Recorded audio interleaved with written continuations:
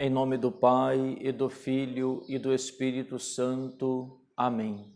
Amados irmãos, amadas irmãs, nesta quarta-feira, dia 12 de janeiro, nós estamos no Evangelho de Marcos, capítulo 1, do 29 ao 39.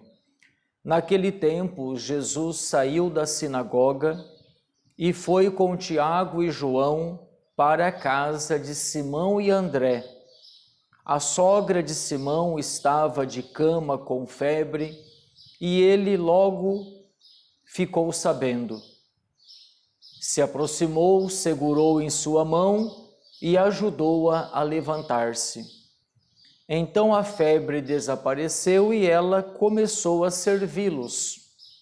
À tarde, depois do pôr do sol, levaram a Jesus todos os doentes e pessoas possuídas pelo demônio.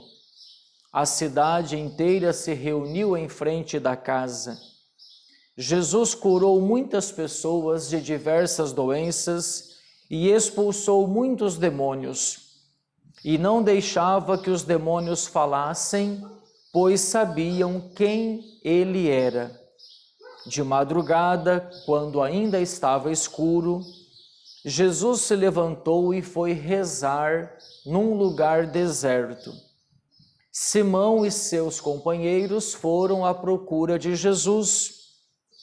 Quando o encontraram, disseram: "Todos estão te procurando." Jesus respondeu: "Vamos a outros lugares, às aldeias da redondeza. Devo pregar também ali, pois foi para isso que eu vim." E andava por toda a Galileia, pregando em suas sinagogas e expulsando os demônios. Palavra da salvação, glória a vós, Senhor. Amados irmãos, amadas irmãs, no Evangelho de hoje aparece por 3 vezes a expressão que Jesus estava expulsando os demônios. Também hoje o Evangelho fala novamente que Jesus não deixava os demônios falarem, pois eles sabiam quem ele era. Infelizmente, meus irmãos e minhas irmãs, muitas pessoas não acreditam na existência do demônio, muitas pessoas não acreditam na existência do inferno, assim como também muitos não acreditam em Deus e no céu. E a palavra de hoje é clara. A luta de nosso Senhor Jesus Cristo é contra o demônio, é contra o inferno. É por isso que ele vem anunciar o reino de Deus. É por isso que ele vem convidar as pessoas à conversão. O inimigo existe e ele pode nos tentar. E nos tenta todos os dias. Quando uma pessoa está possuída pelo demônio, esse é um fato extraordinário, que acontece raramente, mas pode acontecer. Mas fora esse fato de uma possessão demoníaca propriamente dita, existe a ação ordinária do inimigo, que é justamente a tentação. A todo instante nós somos tentados, através dos olhos, dos ouvidos, do toque.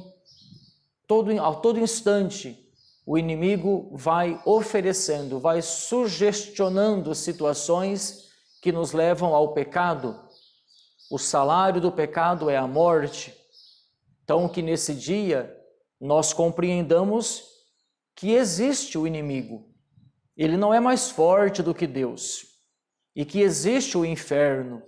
O inimigo quer que acreditemos que ele não existe. Porque se nós acreditamos que ele não existe, então ele vai fazendo aquela algazarra. Porque nós não podemos lutar se nós não sabemos que existe um inimigo a ser vencido.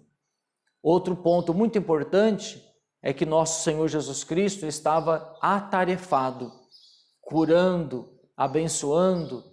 Ele estava na casa de Pedro, em Cafarnaum, à beira do mar da Galileia, e levaram ali à porta da casa de Pedro muitos doentes, muitos possessos. E Jesus cura, abençoa, prega, e a certa hora Jesus vai rezar sozinho, de madrugada, ainda escuro. Percebemos aqui a necessidade da oração, da comunhão com Deus. De um modo geral, nós rezamos pouco, quase não rezamos o terço. Tem gente que só reza quando vai à missa uma vez por semana. Que bom seria, amado irmão, amada irmã, se exercitássemos mais a oração, se rezássemos um pouquinho mais todos os dias, se lêssemos um capítulo da Bíblia todo dia, um salmo. Se você passasse pelo Santíssimo na paróquia uma vez ao dia, quando vai ao trabalho, quando volta, aprendamos com o Senhor a rezar mais, a silenciar mais, a ler mais a palavra, a estar mais no Santíssimo diariamente, se possível, até mesmo comungar diariamente aqueles que podem. Todo o ministério de Jesus aqui hoje é marcado por essa atitude de levantar de madrugada e rezar. Rezemos mais, irmãos e irmãs, busquemos o Senhor. São Padre Pio dizia que quem reza se salva, que quem reza pouco corre perigo e quem não reza nada se perde. Então aprendamos com São Padre Pio. Quem reza se salva, quem reza pouco corre perigo e quem não reza nada se perde. Que o Senhor Jesus Cristo, Deus conosco, Emmanuel, nos ajude hoje a crescer e a começar um processo mais amadurecido de oração diária, pelo nosso bem, pelo bem da Igreja e pela salvação de tantas pessoas que precisam das nossas orações. Deus te abençoe e te guarde hoje e sempre, em nome do Pai, e do Filho, e do Espírito Santo. Amém.